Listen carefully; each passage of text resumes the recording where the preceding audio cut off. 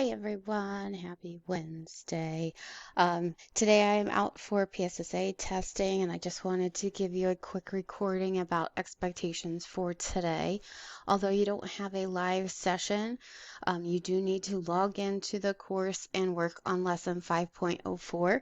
It is scheduled as a 2-day lesson, so you can break it down to, kind of the learn portion where we're getting our audio and our text reading done, and then you can work on the lesson a little bit more tomorrow.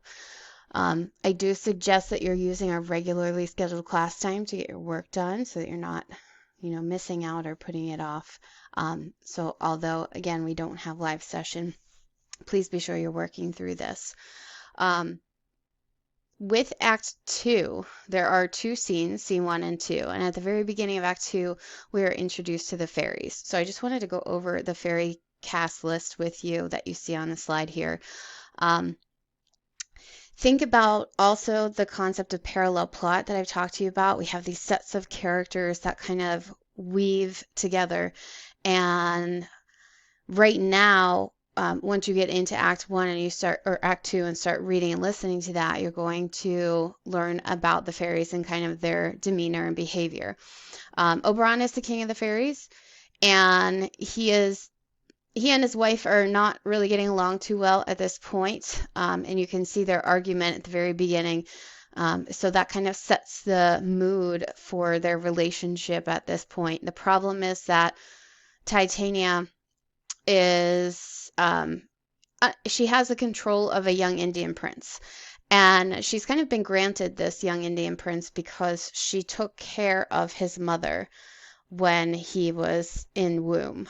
And what happened was that his mother actually passed at birth, or passed away at his birth during childbirth. And Titania has been kind of taking care of him. And Oberon is a bit jealous of this because she's not, number one, spending as much time with him as he would like her to.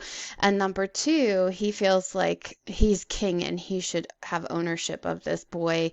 He wants him for a night. And so they're arguing over that fact. She feels like she is honoring his mother by taking care of him, looking after him. And Oberon doesn't really have ground to stand on as to why he is demanding of this prince, just the fact that he is king. So you'll hear that kind of argument happen at the beginning of the act.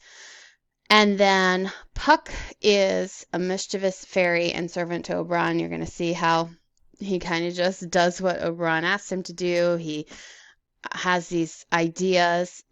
He means well, honestly, but sometimes he mixes things up a little bit. So if you think about like the fun and playfulness of these fairies as they are, kind of mythological beings in the woods, and how they are going to intervene with the humans and cause some chaos in nature.